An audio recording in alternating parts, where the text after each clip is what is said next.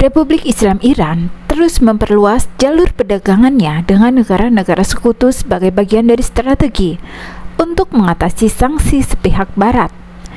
Iran adalah kekuatan regional utama karena cadangan bahan bakar fosilnya yang besar, termasuk pasokan gas alam terbesar kedua di dunia. Cadangan minyak itu terbukti terbesar ketiga.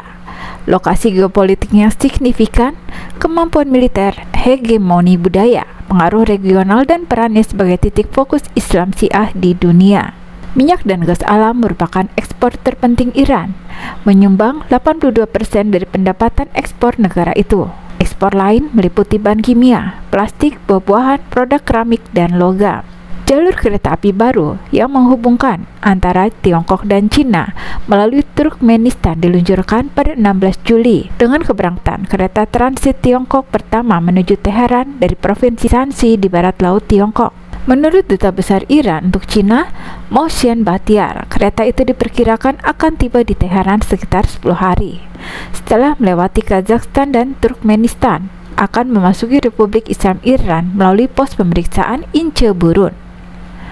Bahtiar menekankan peluncuran rute ini adalah bagian dari upaya kedutaan Iran memperkuat potensi transit negara itu untuk memastikan pengangkutan barang-barang Tiongkok ke Asia Barat dan Eropa.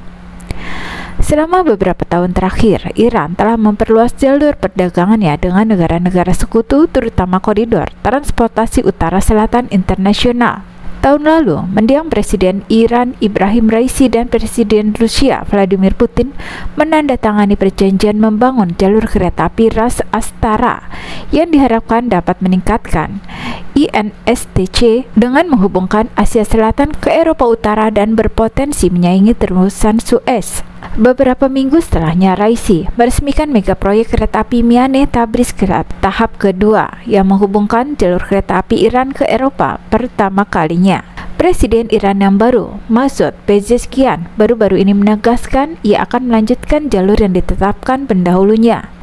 Ia mengatakan Republik Islam akan terus memprioritaskan kerjasama bilateral dan multilateral dengan Rusia dan Tiongkok, khususnya dalam kerangka seperti BRICS dan Uni Ekonomi Eurasia.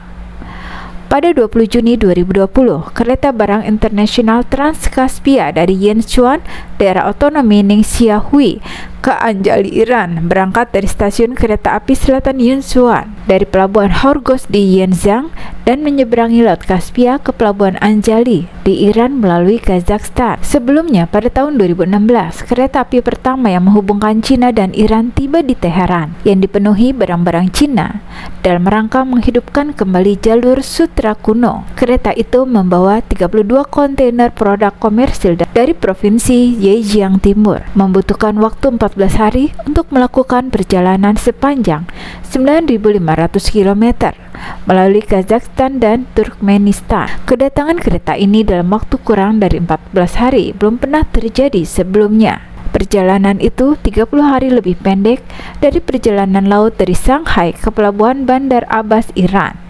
Kereta api itu tidak akan berhenti di Teheran saja, karena Tiongkok berencana memperluas kereta api ke Eropa di masa depan dan menghasilkan lebih banyak pendapatan untuk Iran melalui kereta yang lewat. Kereta itu akan berangkat setiap bulan dan frekuensinya akan ditingkatkan jika perlu. Kereta itu dijalankan perusahaan swasta dengan menggunakan rute yang ada. Lebih dari sepertiga dari perdagangan luar negeri Iran adalah dengan Cina, yang merupakan pelanggan teratas Iran untuk ekspor minyak. Pada tahun 2023, Cina mengekspor 10 miliar US dollar ke Iran.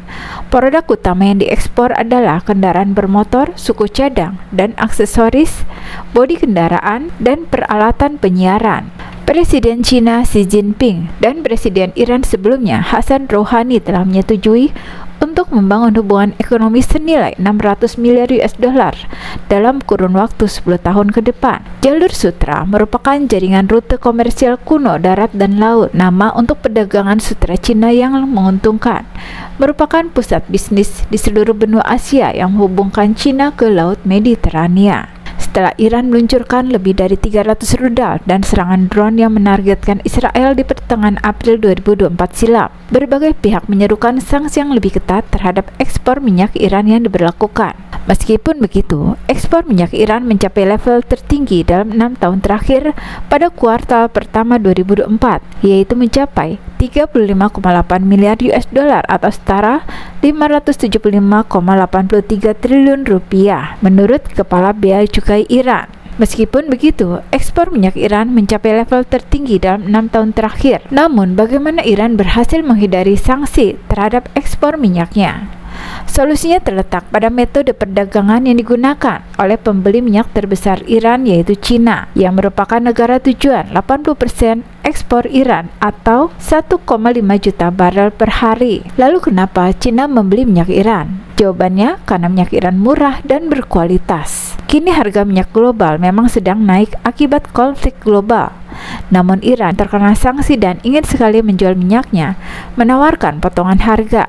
Menurut sebuah laporan data dari pedagang dan pelacak kapal yang dikumpulkan oleh media Reuters pada Oktober 2023, Cina menghemat hampir 10 miliar US dollar atau sekitar 160,9 triliun rupiah dalam 9 bulan pertama di tahun 2023 melalui pembelian minyak dari Iran, Rusia, dan Venezuela, dan semuanya dijual dengan harga diskon. Analis meyakini Iran dan Cina telah mengembangkan sistem canggih untuk memperdagangkan minyak Teheran yang terkena sanksi selama bertahun-tahun. Iran juga mendapatkan investasi dari Cina untuk pembangunan infrastruktur dan energi. Selain faktor potongan harga, kepentingan geopolitik juga berperan. Iran adalah bagian dari pertandingan besar antara AS dan Cina. Dengan mendukung ekonomi Iran, Cina menaikkan tantangan geopolitik dan militer bagi AS di Timur Tengah, terutama kini dengan adanya ketegangan dengan Israel. Untuk menghindari sistem pelacakan, Iran dan Cina menggunakan jaringan kapal tanker dengan struktur kepemilikan yang tidak jelas, yang tidak melaporkan lokasi yang akurat. Kapal armada gelap yang membawa minyak ini biasanya menonaktif sistem identifikasi otomatis, sebuah sistem transponder maritim, untuk menghindari deteksi atau menipu dengan pura-pura berada di satu lokasi ketika mereka sebenarnya berada di lokasi lain. Transaksi minyak Iran dilakukan melalui bank-bank Cina yang lebih kecil. Pembayaran untuk minyak Iran juga menggunakan mata uang Cina untuk menghindari sistem keuangan yang didominasi dolar. Kemudian uang itu akan digunakan mengimpor barang-barang Cina dan jelas ada porsi uang yang dikirim kembali ke Iran.